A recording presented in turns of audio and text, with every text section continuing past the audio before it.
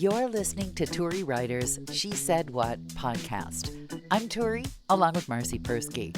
Calling this installment the thrift shop disaster may be a slight overstatement, but still, aren't the things you buy at the thrift store supposed to be for sale? Oh, I'm like so mad. I am so mad. I don't know what it is about water bottles, but as you may recall, Not again. my ultra fancy Chavez that was inlaid with Swarovski crystals disappeared from the maternity section of the hospital in Flagstaff when I went with Eve. So Frankie surprised me with a sturdy, beautiful robin's egg blue colored Yeti. They're expensive. And I've held on to it now for a couple months, right? So today, Eve and I arrive at the thrift store to do our volunteer work for the hospice, which benefits from the thrift store. And I put my water bottle next to the cash register where I stand and ring people up, ran back to the bathroom, came back out, and my water bottle was gone. This old lady, who I've never met before, who also works at the thrift shop, sold my water bottle for $2 to some guy. And she said, "Oh, it's plastic. It was just a plastic water bottle." And I said, "No, it was a Yeti, and it was full of ice water." Oh, I was like so mad. I was so mad. I'm still so mad. I had a consignment store sell my Irish wool sweater while I was in the changing room. Sorry, I'm not laughing. I took it off to try on clothes and I folded it up and put it right outside the try on room and came out and I went to find my sweater and they're like, "Oh, we sold it." I'm still livid because it had no price tag on it, first of all. What did she say when you told She her? said it was, "Oh, I thought it was plastic." And I said, "You couldn't tell that it was like full of water?" Yeah, I don't like her now. I wouldn't don't like her at either, all. unless she buys you a new Yeti water bottle, which she really should do. Last time somebody stole my phone there. And I don't get it because it's an upscale place. Brains of a flea. But here's what I would like Yeah. to gift you, perhaps, would be useful. Yeah. A Sharpie. I know. A Sharpie and a piece of Scotch tape. And then you write on the bottle, Marcy P. This is Marcy's Chavez. And then you put the tape over it. So they actually have to do a little work if they want to remove what you've written with the Sharpie.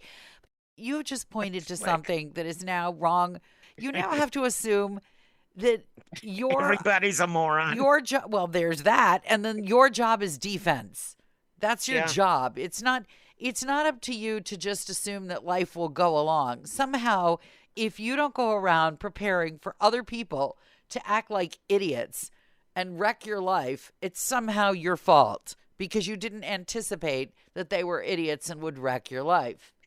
That is so true. And for our newer listeners, the reason that all my water bottles are named Chavez with different last names, like right now I'm drinking from OG Chavez. Okay. And then I've got Hawaii Chavez still. But now ultra fancy Chavez and Yeti Chavez are gone. But my very first Chavez came from Savers because I had a couple dollars in my pocket and there was this bright pink water bottle with a peace sign on it. And it said in black permanent marker, Chavez. So I figured that's its name. So all my water bottles since then, which I left at my doctor's office and then was too embarrassed to go back and then said, okay, well, it cost $3. And then I went up from there. I just need to point out that Savers is a thrift store. It's not like you stole the worker at Savers at the register's water bottle. I just want to make that clear. No. Savers is the store that benefits the Boys and Girls Club of Flagstaff. There you go. Now, see, here's the thing. My kid is getting an introduction to this world of shopping defensively and living defensively. My kid in Toronto, One time he only put one lock through his bike and came out from studying an hour later and the wheels were gone. We purposely bought him a bike that looked like crap used so that this wouldn't happen. And then we had to explain to him that he could buy used rims, but only from a reliable reseller, because we didn't want to create a market for the very same people who were doing what was just done to him. So our kid got a lesson in economics and theft prevention, and at the same time karma, and like do the right thing. Don't buy a pair of wheels that somebody just wants to sell you out of the back of their van. That's probably somebody else's misery that you're creating a market for there. But again, you have to spend your whole life now calculating how to avoid being a victim. This is your life now. This is but it seems like when you want them to take something, they don't. Like my first husband bought this. You wanted crazy... somebody to take him for sure. You wanted, yes, and they did. They did. Ultimately, somebody took your first husband. He bought this horrible car, and it was like he thought it was the greatest thing in the world, and it barely made it to Chicago from northern Michigan. I think we had to have it towed, and it was a bright yellow Triumph something or other. We left that sucker parked at Union Station in Chicago with the keys on the dash, and nobody touched it because everybody knew it was a piece of excrement car. And then the Jeep that you gave me, of course, the one time he left the keys in it, we found the frame in Skokie. All the rest of it was stripped.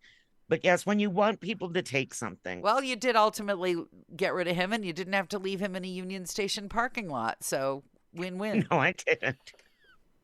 This is an interesting thing, though, the whole free business. Yeah. If you post something on Craigslist for free, 40 people line up at your door 5 minutes later. If you post that same item for 50 cents, nobody wants it. It's very fascinating how that works. It's either free and everyone wants it, or 50 cents and nobody does. Everyone does everything through Facebook Marketplace out here. Well, here's my problem with Facebook Marketplace. It's connected to me. So I don't have anything to sell anyway, so I make the spousal unit post things. If I need something sold, I make the spousal unit. And then, here's an interesting thing. I had him post a thing that I'm selling for a nonprofit on Facebook Marketplace. And somebody lowballed him and then put a political slam on his offer, because the spousal unit does political stuff on his Facebook page. So I'm like, wait a minute. You want to insult us and get us to sell it to you for half the price? I don't think so.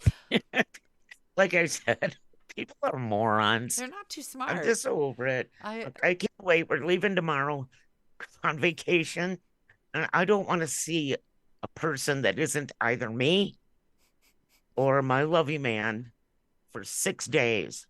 Wait a minute. Waiters and waitresses, you want to see them? Maybe. For sure. I don't know. I'm thinking like pack a bit cooler and take all our own food. You're going to bring your own booze to Mexico? That's a new one. Oh, hell yeah. I'm bringing my own tequila. We have a bottle of this like weird pink tequila in the freezer that I only like do a shot out of on very special occasions. I've never heard of pink tequila. It sounds alarming. What is it, like strawberry good and plenty? Cream? Oh, yeah, it's strawberry cream. You want to lick the carpet just to get the taste out of my mouth. Oh, I don't like booze, and you can't tell, but it's going in the cooler. Gag. Oh, I know. I haven't actually thrown up on this podcast yet, have I? I don't think so. First time for everything. Yeah. Strawberry cream tequila may do it. You asked. I'm sorry. I'm so sorry. I'm so very sorry. Oh. Here's the big expenditure around here. Just when you think you're finally starting to get your head above water, never think that. Oh, I don't. And then also I delegate, and sometimes I should not delegate. Bless his heart, my husband meant well. We called, the air conditioning went out. Uh-oh.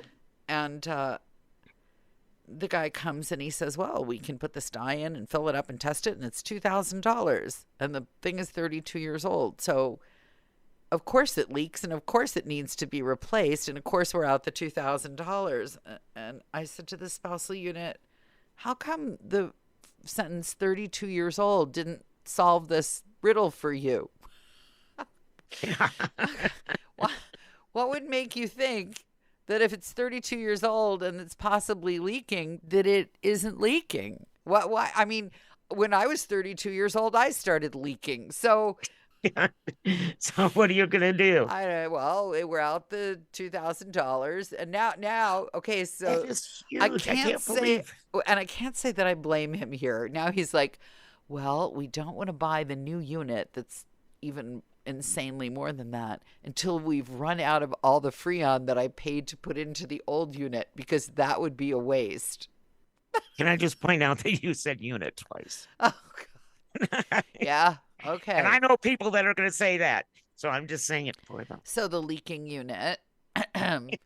Yes. But his idea is that we'll wait until all of the Freon has leaked out of the leaking unit before we put the new one in order not to waste it. And this is my response.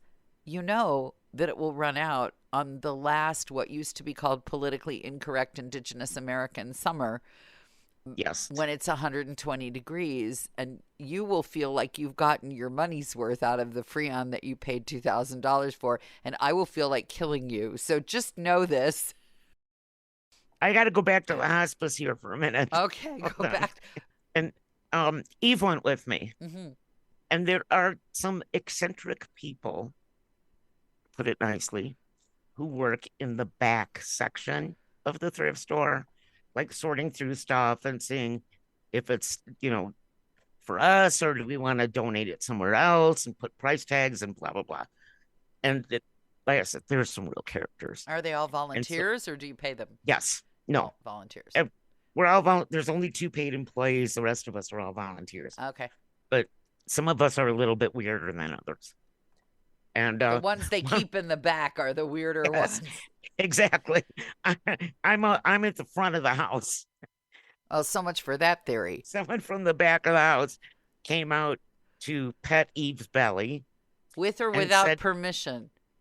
Of course, without. I mean, this person must be like 99 and a half years old. Oh. And just weird stuff falls out of her mouth on a regular basis.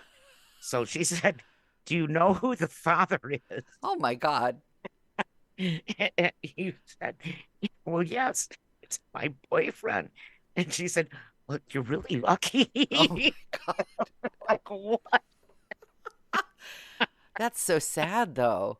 I mean, think about what that says about her lived experience. I mean, I'd want to laugh, but at the same point, I don't think this woman's ever been married, and she lives with her identical twin sister. And they're both like really, really old. Oh my. I told her she should have just, it's mine. Whose is it? Aliens. Yeah. Aliens. Oh, yeah. So my husband just texted me and said, have you packed for me yet? Well, at least he doesn't have to worry about anything making him look fat. That's nice. Yeah, I'm definitely not packing for him.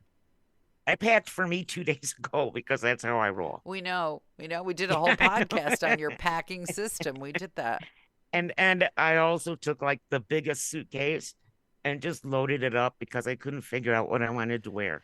And we're going to be gone for 6 days. Yeah, so. and you're driving, so it doesn't matter because your car is basically a rolling suitcase. You know what, though? What? Last time we went, which was the first time we went, which was last year, they like went through my little Juke Perry, like I was on some narco TV show. Maybe peel the Grateful Dead stickers off of it next time. Actually, I'll tell Frankie to tuck his hair up underneath his hat. Then I'll wear my cap that says, don't be an a-hole. And we'll see if that works. I think the cap might not go over so well. I don't know how that translates. Well, you're the one that's taking Spanish. What's the word for it? I can tell you this. You have to be careful about pronouncing years, which is años. Años? If you mispronounce años, it comes out to exactly what you don't want to say on your hat. Okay. Okay, so I just thought I'd give you that little tip there. Thank you. Thank you. You're welcome. It's what's known as a cognate, by the way. It's something that's the same word in English and in Spanish. Oh, okay. Yeah, that's the word, and don't put it on your hat. Assuming you've come this far because you enjoy the podcast, may we recommend my book, She Said What? A Life on the Air. It's available at your neighborhood bookstore or on Amazon. And if you're feeling especially generous, please leave the podcast a good review. Thanks.